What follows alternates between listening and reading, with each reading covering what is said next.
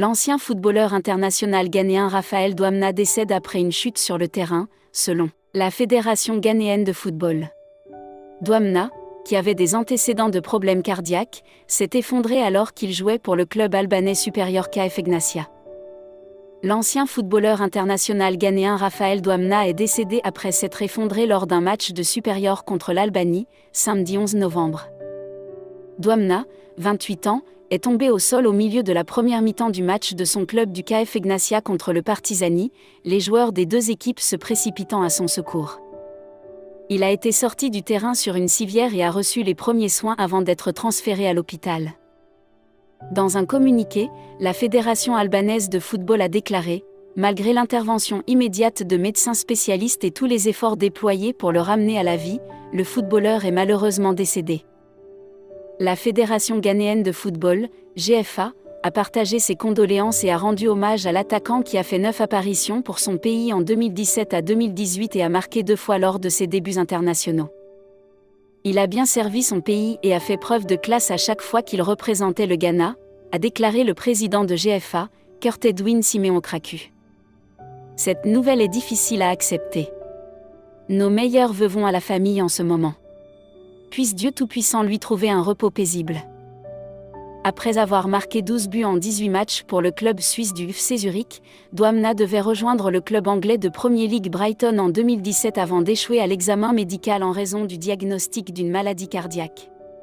Il reste à Zurich avant de signer pour le club espagnol de Levante l'année suivante. Lorsque d'autres complications ont été détectées en octobre 2019, il a été conseillé à Douamna de se retirer du football. Mais il s'est fait équiper d'un défibrillateur cardiovasculaire implantable, DAI, et a repris sa carrière. En octobre 2021, il s'est effondré alors qu'il jouait pour le club autrichien du BW Linz mais s'est rétabli avant de rejoindre le KF Egnatia en décembre dernier. Douamna a marqué 11 buts en 18 apparitions pour mener Egnatia à la 3e place de l'élite albanaise. Il a trouvé le chemin des filets 9 fois au cours des 10 matchs de cette campagne avant son décès prématuré. Il semble donc que les côtés maternels et paternels du regretté footballeur ghanéen Raphaël Douamna ne soient peut-être pas sur la même longueur d'onde sur les questions relatives à sa disparition malheureuse et aux problèmes qui ont suivi. Dans une interview à Piz FM, lundi 13 novembre 2023, le père du défunt attaquant, Patrick Amoako Sefa, a détaillé comment il a appris le décès de son fils. Il a souligné l'engagement constant de la famille avec l'épouse ghanéenne du défunt attaquant de 28 ans et le rôle qu'elle jouait dans les efforts de la famille pour ramener le corps chez lui pour l'enterrement et les rites funéraires. Tout en faisant appel à l'aide de la Fédération ghanéenne de football pour faciliter le déplacement du corps de l'Albanie vers le pays, Patrick Amoako Sefa a révélé que l'épouse était le point de contact entre la famille et les autorités albanaises. Nous avons parlé à sa femme et elle a indiqué qu'il prenait des dispositions pour obtenir un vol pour amener le corps au Ghana. Nous avons besoin d'aide pour amener le corps au Ghana. Nous faisons appel à la Fédération ghanéenne de football et à toutes les personnes pour nous aider à amener le corps au Ghana, a-t-il déclaré. Un jour après avoir fait cette révélation, la mère, la sœur et l'oncle de Raphaël Douamna sont apparus sur Onua TV et ont donné un récit d'événements très différent de celui du père de Douamna.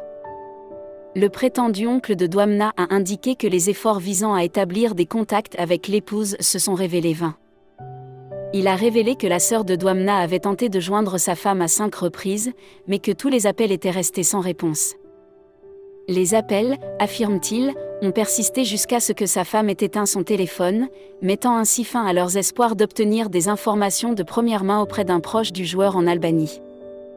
Selon le prétendu oncle qui prétend avoir découvert que Douamna vivait avec sa femme en Albanie après le malheureux incident, l'agent du défunt attaquant aurait été leur agent de liaison.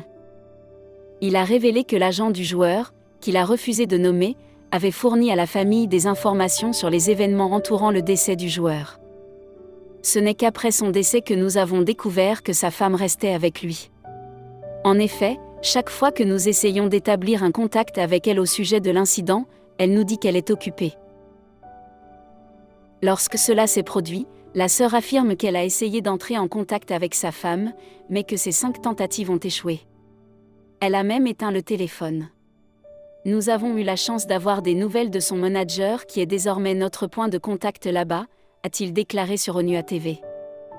Merci d'avoir regardé la vidéo jusqu'à la fin, et adressons tous ensemble une petite prière pour le repos de l'âme de ce grand footballeur qui a marqué son temps. Partagez la vidéo si vous l'avez trouvée intéressante et n'oubliez pas de vous abonner si c'est la première fois que vous tombez sur l'une de nos publications. Nous vous disons à très bientôt.